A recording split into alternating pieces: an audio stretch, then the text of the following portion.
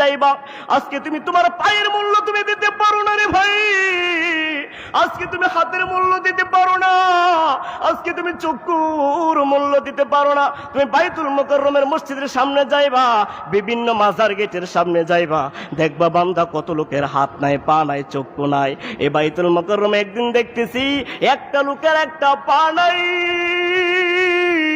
খুঁটির ভিতরে দাঁড়াইয়া দাঁড়াইয়া মালিকের কুদরতি পায়ে সেজদা দে। আর বান্দা তুমি কেন পারো না? তোমাকে আল্লাহ এত সুন্দর সব কিছু দান করেছে, গঠন প্রণালী তোমার এত সুন্দর দান করেছে, তুমি কেন আল্লাহর ইবাদত করতে পারো না? ওই পাগলটা যদি মসজিদে গিয়ে সেজদায় পড়ে যাইতে পারে, অন্ধ ব্যক্তিটা যদি আল্লাহর কুদরতি পায়ে সেজদায় পড়ে যাইতে পারে, এ কলিজার টুকরা যুবক, তোমার কি চিন্তা হয় না রে ভাই? এই জীবন যখন চলে যাবে, কুল্লু নাফসি